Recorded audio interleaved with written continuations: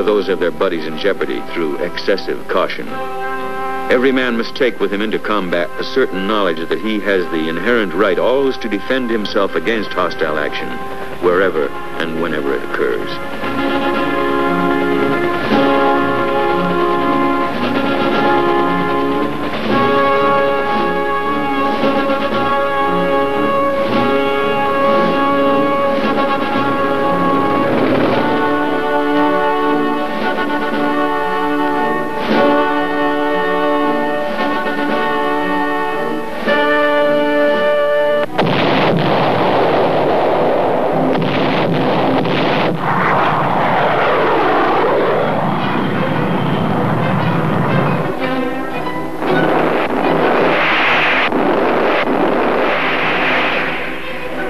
This special responsibility does mean that firepower of all kinds has to be employed with care taken insofar as humanly possible to avoid unnecessary damage to the lives and property of the civilian population.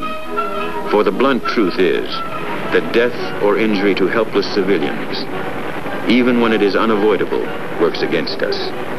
This knowledge is simply one of the conditions of war which we must accept and work with as best we can. This special responsibility extends all the way along the chain of command, on every level and in every service.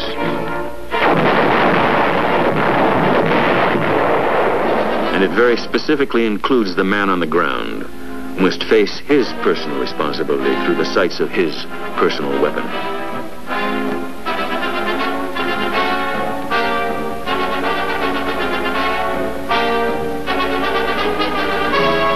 For this man's job carries him into the very heart of this unique battlefield.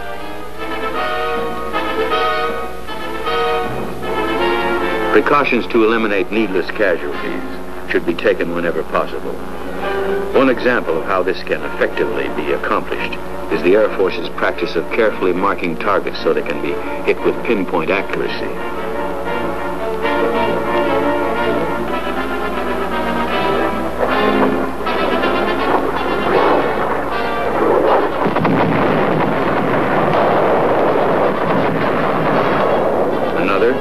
The dropping of leaflets to warn civilians of the military vulnerability of their area or of impending airstrikes.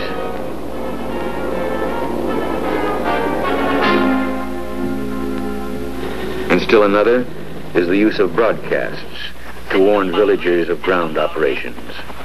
All such warnings, of course, must always be made with due regard given to the security and success of the mission.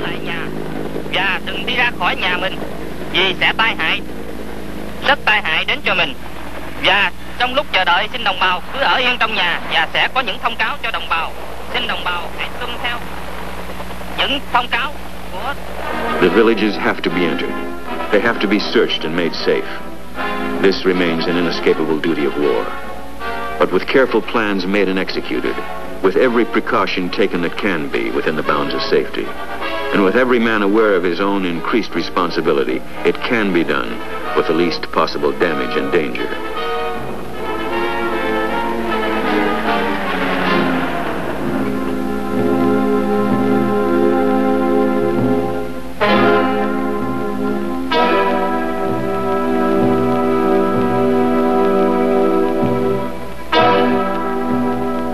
Operations planned in coordination with the country's province or district chiefs help smooth the path the rest of the way. For they can explain better than anyone else, at least in the beginning, that the Americans are here as friends. Quân đội Mỹ đến đây để giúp đỡ cho đồng bào. Vậy đồng bào phải ráng cố gắng để mà tỏ làm sao để mà xứng đáng với cái việc và cái người Mỹ đến giúp đỡ mình để mà chiến đấu trong cộng sản. That's how we come to the villages of Vietnam. How we must come if we're going to win this war. Friendship is one of the most basic gifts a man can offer. It is built on the desire really to know people. Look around you and look deeply to understand what Vietnam and its people are like. Vietnam is an old country with a recorded history that goes back more than 2,000 years. Its traditions and its customs are ancient and deeply cherished.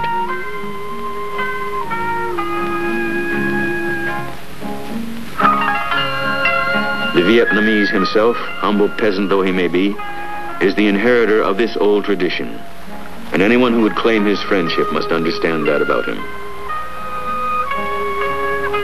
He must know and respect the fact that he looks on the world in a very set way, defined and shaped by long tradition.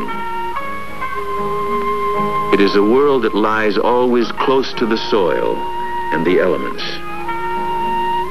His village is more than his home. It is his universe, and he seldom if ever leaves it. The values which shape his code of behavior are his most precious possessions, and they are honored ones.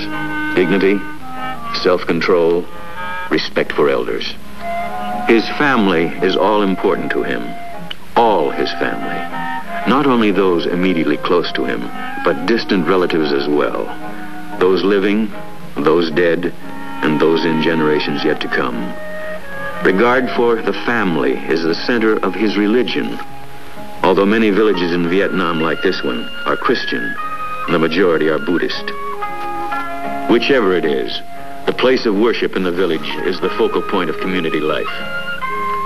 Knowing these things about the Vietnamese people and understanding the importance they have in their lives will help in establishing the friendship that is so crucial to our mission, since knowledge is the foundation of friendship.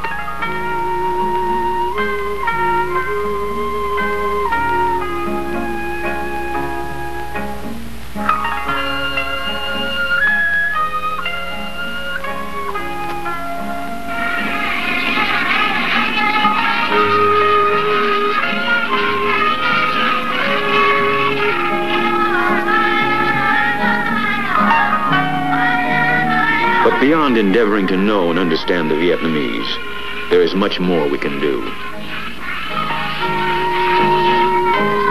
Ready?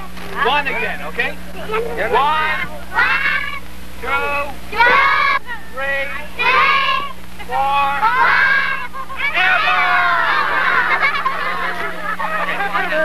airborne! Airborne! All the way! The ease with which the American fighting man establishes rapport with the children in the lands through which he travels is an enduring part of his legend. There is no mystery about it, for the hungry language of childhood is universal, and men at war have known for generations that candy and chewing gum bring smiles and warm the hearts of children in any land.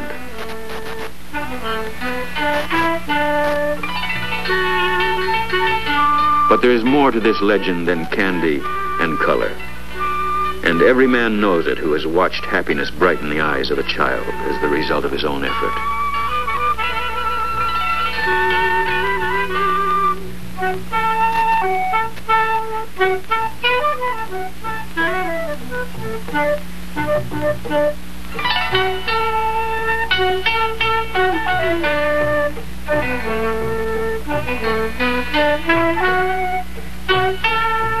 It does not always happen quickly.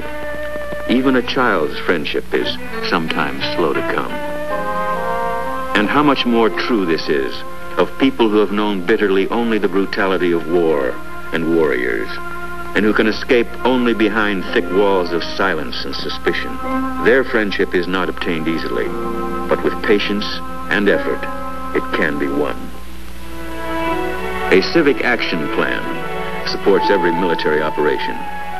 Not because we believe that friendship has a price which we can pay with giveaways and handouts, but because we thus have the opportunity to show in a definite, tangible way that our interests really lie with the people and their problems.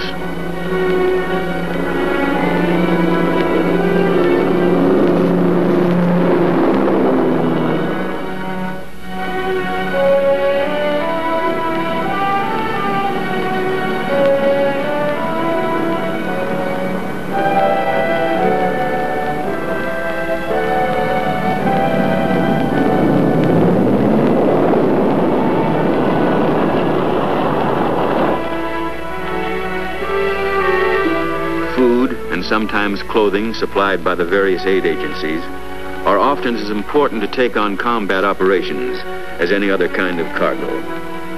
They are not lightly given, nor are they lightly received. To people who live always on the edge of want, whose days blend into a continuing challenge to wrest enough from the earth to still their children's hunger. Such gifts are deeply important. And the gesture of giving becomes deeply meaningful.